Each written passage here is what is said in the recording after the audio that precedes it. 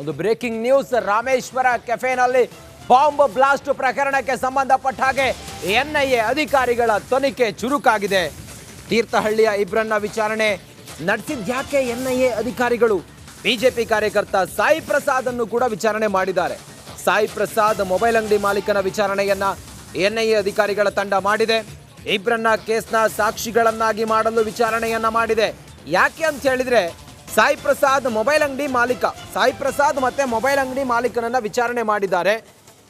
Rameswaram cafe bomb blast ಪ್ರಕರಣಕ್ಕೂ ತೀರ್ಥಹಳ್ಳಿಯ ಇಬ್ಬರನ್ನ ವಿಚಾರಣೆ ಮಾಡಿದ್ದಕ್ಕೂ ಏನು ಲಿಂಕು ಅಂತ ಹೇಳಿ ನೋಡಿದಾಗ ಅದು ಬಿಜೆಪಿ ಕಾರ್ಯಕರ್ತ ಸಾಯಿ ಪ್ರಸಾದ್ ವಿಚಾರಣೆಯನ್ನ ಮಾಡಿರೋದು ಯಾಕೆ ಅಂತ ಹೇಳಿ ನೋಡಿದಾಗ ಕೆಲ ವಿಚಾರಗಳು ಅಂದರೆ ಈ ಬಾಂಬ್ ಬ್ಲಾಸ್ಟ್ ಪ್ರಕರಣದಲ್ಲಿ ಯಾರು ಆರೋಪಿತರಿದ್ದಾರೆ ಅವರು ಇಲ್ಲೆಲ್ಲ ಹೋಗಿದ್ರು ಅನ್ನೋದು ಮತ್ತೊಂದೆಲ್ಲವೂ ಕೂಡ ಈಗ ತನಿಖೆಯ ವೇಳೆ ಬಯಲಾಗಿದೆ. ಮತ್ತು ಇವರ ಕಾಂಟ್ಯಾಕ್ಟ್ನಲ್ಲಿರೋದು ಮತ್ತು ಇವರು ಸಂಪರ್ಕಕ್ಕೆ ಬಂದಿರೋದು ಎಲ್ಲವೂ ಕೂಡ ಈಗ ಮಾಹಿತಿ ಸಿಕ್ಕಿದೆ. ಈ ನಿಟ್ಟಿನಲ್ಲಿ ಎನ್ಐಎ ಅಧಿಕಾರಿಗಳ ತಂಡ ವಿಚಾರಣೆಯನ್ನು ಮಾಡಿದೆ. ಬಹಳ ಪ್ರಮುಖವಾಗಿ ಬಿಜೆಪಿ ಕಾರ್ಯಕರ್ತ ಸಾಯಿ ಪ್ರಸಾದ್ ಮತ್ತು ಮೊಬೈಲ್ ಅಂಗಡಿ ಮಾಲೀಕನನ್ನು ಎನ್ಐಎ ಅಧಿಕಾರಿಗಳ ತಂಡ ಇವತ್ತು ಡ್ರಿಲ್ ನಡೆಸಿದ್ದಾರೆ. ಎನ್ಐಎ ಅಧಿಕಾರಿಗಳ ತನಿಖೆಗೆ ಪೂರಕವಾಗಿ ಇವರು ಕೆಲ ಕಾನ್ವರ್ಸೇಷನ್ ಆಗಿರ್ಬೋದು ಮತ್ತು ಬೇರೆಲ್ಲ ವಿಚಾರಗಳು ಇಲ್ಲಿ ಅನುಮಾನ ಮೂಡಿಸ್ತಾ ಇರೋದ್ರಿಂದಾಗಿ ತೀರ್ಥಹಳ್ಳಿಯಲ್ಲಿ ತನ್ನ ಮೊಬೈಲನ್ನು ಸಾಯಿ ಪ್ರಸಾದ್ ಅನ್ನೋನು ಮಾರಿದ್ದ. ಬಿಜೆಪಿ ಕಾರ್ಯಕರ್ತ ಅಂತೇಳಿ ಹೇಳಿದ್ನಲ್ಲ, ಅವನೇ ಸಾಯಿ ಪ್ರಸಾದ್. ಆತ ಮಾರಿದ್ದ, ತೀರ್ಥಹಳ್ಳಿಯಲ್ಲಿ ತನ್ನ ಮೊಬೈಲನ್ನು ಮಾರಿದ್ದ ಸಾಯಿ ಪ್ರಸಾದ್ ಮೊಬೈಲ್ನ ಮುಜಾಮಿಲ್ಗೆ ಮಾರಾಟ ಮಾಡಿದ್ದ. ಮುಜಾಮಿಲ್ ಈ ಪ್ರಕರಣದ ಪ್ರಮುಖ ಆರೋಪಿ. ಆತನಿಗೆ ಸಾಯಿ ಪ್ರಸಾದ್ ಮೊಬೈಲನ್ನು ಮಾರಿದ್ದ. ಅದೇ ಮೊಬೈಲನ್ನು ಬಳಸಿ ತಲೆಮರೆಸಿಕೊಂಡವರ ಜೊತೆಯಲ್ಲಿ ಸಂಪರ್ಕ ಮಾಡಿದ್ದ ಮುಜಾಮಿಲ್ ಅನ್ನೋದ್ರ ಬಗ್ಗೆ ಈಗ ಡೀಟೇಲ್ ಸಿಗ್ತಾ ಇದೆ.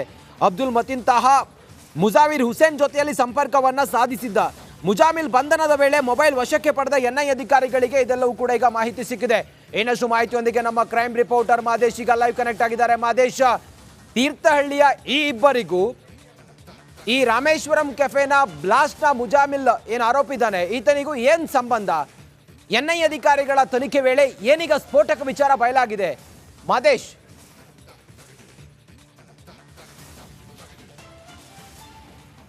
ರಂಜಿತ್, ಈಗಾಗಲೇ ಎನ್ಐಎ ಅಧಿಕಾರಿಗಳು ರಾಮೇಶ್ವರಂ ಕೆಫೆ ಪ್ರಕರಣಕ್ಕೆ ಸಂಬಂಧಪಟ್ಟಂತೆ ಎಲ್ಲ ಆ್ಯಂಗಲ್ನಲ್ಲೂ ಕೂಡ ನೀಟಾಗಿ ತನಿಖೆಯನ್ನು ನಡೆಸುವಂಥ ಕೆಲಸವನ್ನು ಮಾಡ್ತಿದ್ದಾರೆ. ಸ್ಟಾರ್ಟಿಂಗ್ ಒಂದಷ್ಟು ಹಿನ್ನಡೆ ಆದರೂ ಕೂಡ ನಂತರ ಬ್ಯಾಕ್ ಟು ಬ್ಯಾಕ್ ಒಂದಷ್ಟು ಜನರನ್ನು ವಶಪಡೆದು ವಿಚಾರಣೆ ಮಾಡುವಂಥ ಕೆಲಸವನ್ನು ಮಾಡಿದರು. ಅದರಲ್ಲಿ ಪ್ರೈಮ್ ಸಸ್ಪೆಕ್ಟ್ ಆಗಿದ್ದಂಥ ಮುಜಾಮಿಲ್ನನ್ನು ಅರೆಸ್ಟ್ ಮಾಡಿ ಈಗಾಗಲೇ ಆತನ ಕಂಪ್ಲೀಟ್ ಹಿಸ್ಟರಿಯನ್ನು ಕಲೆಕ್ಟ್ ಮಾಡುವಂಥ ಕೆಲಸವನ್ನು ಎನ್ಐಎ ಅಧಿಕಾರಿಗಳು ಮಾಡ್ತಿದ್ದಾರೆ. ಆತನ ಮೊಬೈಲನ್ನು ಪರಿಶೀಲನೆ ಮಾಡಿ ಏನೆಲ್ಲ ಇತ್ತು ಅನ್ನೋದಕ್ಕೆ ಸಂಬಂಧಪಟ್ಟಂತೆ ಒಂದಷ್ಟು ಮಾಹಿತಿಗಳನ್ನು ಕಲೆ ಹಾಕುವಂಥ ಕೆಲಸವನ್ನು ಮಾಡ್ತಿದ್ದಾರೆ. ಯಾಕಂದರೆ ಈ ಒಂದು ಬಾಂಬ್ ಬ್ಲಾಸ್ಟ್ ಕೇಸ್ನಲ್ಲಿ ಪ್ರಮುಖ ಆರೋಪಿ ಅಂದರೆ ಮೇನ್ ಅಕ್ಯೂಸ್ಡ್ ಆಗಿರುವಂತಹ ಮುಜಾವಿರ್ ಹುಸೇನ್ ಏನಿದ್ದಾನೆ, ಈತ ನೇರ ಕಾಂಟ್ಯಾಕ್ಟ್ ಇದ್ದ ಅನ್ನುವಂಥದ್ದು ಗೊತ್ತಾಗಿದೆ. ಜೊತೆಗೆ ಅಬ್ದುಲ್ ಮತೀನ್ ತಾಹಾ ಏನಿದ್ದಾನೆ ಆತ ಮತ್ತು ಈ ಮೂವರಿಗೂ ಕೂಡ ಮುಜಾಮಿಲ್ ಮತ್ತು ಮುಜಾವಿರ್ ಹುಸೇನ್ ಮತ್ತು ಅಬ್ದುಲ್ ಮತೀನ್ ತಾಹಾ ಈ ಮೂರು ಜನರಿಗೂ ಕೂಡ ಇಂಟರ್ ಲಿಂಕ್ ಇರೋದು ಗೊತ್ತಾಗಿದೆ. ಈ ಮೂರು ಜನ ಪ್ಲಾನ್ ಮಾಡಿಕೊಂಡು ಆ ಒಂದು ಕೆಫೆಯಲ್ಲಿ ಬಾಂಬ್ ಬ್ಲಾಸ್ಟನ್ನು ಮಾಡಿಸಿದ್ರು ಅಂತೇಳಿ ಈಗಾಗಲೇ ಎನ್ಐಎ ಅಧಿಕಾರಿಗಳ ತನಿಖೆ ವೇಳೆ ಗೊತ್ತಾಗಿತ್ತು. ಅದರಲ್ಲಿ ಈ ಮುಜಾವಿರ್ ಟ್ರಾನ್ಸ್ಪೋರ್ಟ್ಗೆ ಸಂಬಂಧಪಟ್ಟಂತೆ ಬಾಂಬ್ ಸಾಗಾಟ ಮಾಡೋದಕ್ಕಾಗಿರ್ಬೋದು, ಆ ಆರೋಪಿಗಳೇನಿದ್ದಾರೆ ಅವರು ಓಡಾಟ ಮಾಡೋದಕ್ಕೆ ಏನೆಲ್ಲ ವ್ಯವಸ್ಥೆ ಮಾಡಬೇಕು ಅದೆಲ್ಲವನ್ನು ಕೂಡ ಈ ಮುಜಾಮಿಲ್ ಮಾಡಿದ್ದ ಅನ್ನೋಂಥದ್ದು ತನಿಖೆ ವೇಳೆ ಗೊತ್ತಾಗಿದೆ. ಹೀಗಾಗಿ ಈತನ ಮೊಬೈಲನ್ನು ಪರಿಶೀಲನೆ ಮಾಡಿದಂಥ ಸಂದರ್ಭದಲ್ಲಿ ಆ ಮೊಬೈಲ್ ಈತನಿಗೆ ಹೇಗೆ ಬಂತು, ಆ ಮೊಬೈಲ್ ಯಾರ್ದು, ಯಾಕಂದರೆ ಈ ರೀತಿಯಾದಂಥ ಕೃತ್ಯ ನಡೆಸೋರು ಅವರ ಓನ್ ಮೊಬೈಲ್ಗಳಾಗಿರ್ಬೋದು, ಓನ್ ಸಿಮ್ಗಳಾಗಿರ್ಬೋದು, ಇದ್ಯಾವುದನ್ನು ಕೂಡ ಬಳಸುವಂಥ ಕೆಲಸವನ್ನು ಮಾಡೋದಿಲ್ಲ. ಹಾಗಾಗಿ ಮಾದೇಶ್, ಥ್ಯಾಂಕ್ ಯು ನಿಮ್ಮೆಲ್ಲ ಮಾಹಿತಿಗಾಗಿ.